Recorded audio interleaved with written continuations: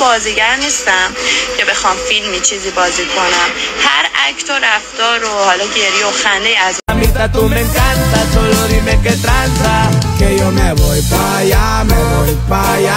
اگه جای من بودید واقعا شرایط خیلی فرق میکرد. من چجوری گریه نکنم؟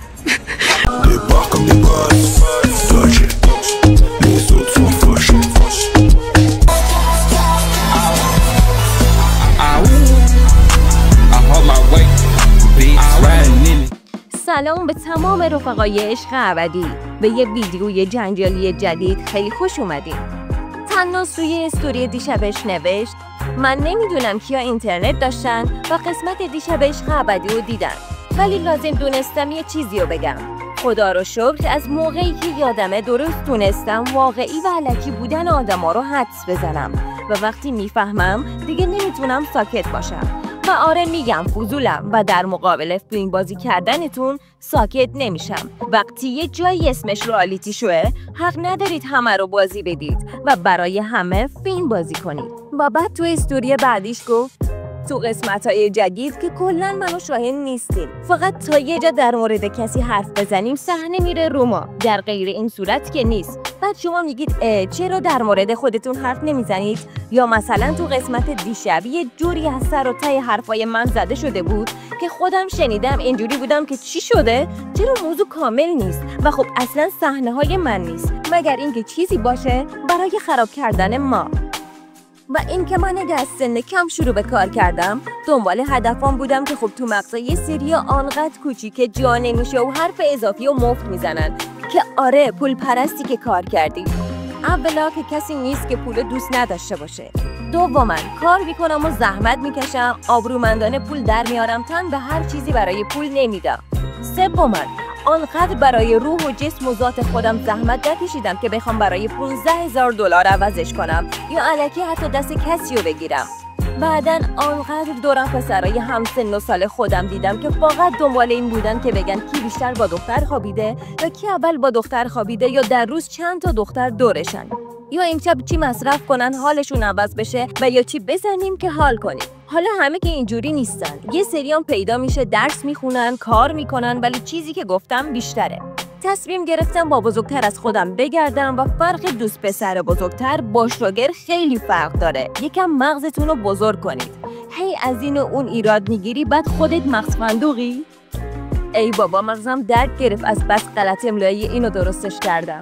و توی استوری بعدیش هم که از سر و لباسش مشخصه چقدر افتضاحه نوشته من خوشبخت‌ترینم چون روی پای خودمم، چون تنهایی از بس همه چی بر اومدم و تمام مسیرهای سخت رو طی کردم و سخت‌ترش هم طی میکنم.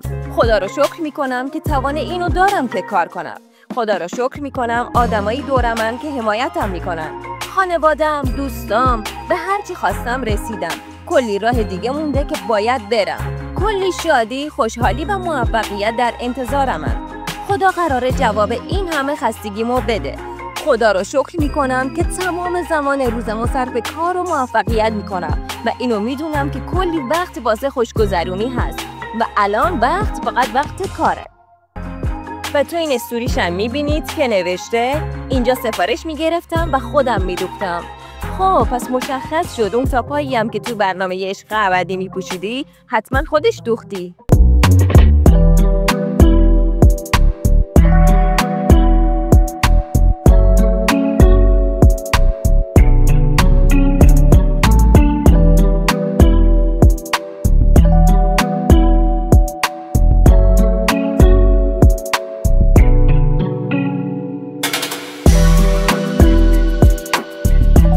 والا مشخصه تناس خانم همه کارا رو کرده، گفته آشپزی هم روش. اگه کار مدلینگو نمی‌کردن واقعا تعجب می‌کردم. همچنان در استوری می‌بینید.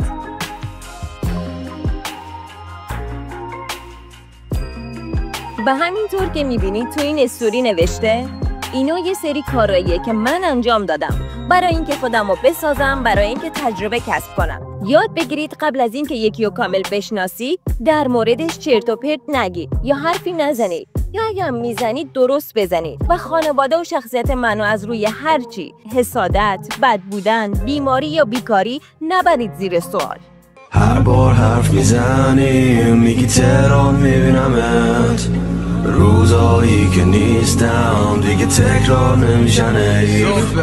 دوستان میگم بس کن دیگه امسال میگیرنه. اینطور که معلومه طناز خانوم از هیچ کاری نگذشته و نوشته همون موقع لباس هم طراحی میکردم و توی این استوری آخرش هم نوشته پس دیگه تا از گذشته و زندگی کسی کامل آگاه نشدی چرت و پرت نگید. ممنونم از اونایی که خیلی قشنگ صحبت میکنن. اگرم نظری دارن که باب میل من نیست خیلی با احترام بیان میکنن و متاسفم برای اونایی که آنقدر بیکارن و تو ذهنشون جز فوش هیچ چیز دیگه ای ریشه نداره که تمام جمله بندیشون رو تو اعضایی از کمر به پایین خلاصه میکنن. خب رفقا، اینم از این ویدیوی جنجالی دیگه از عشق ابدی. امیدوارم خوشتون اومده باشه. پس لایک و سابسکرایب حتما بکن تا ویدیوهای جنجالی دیگر رو از دست ندید.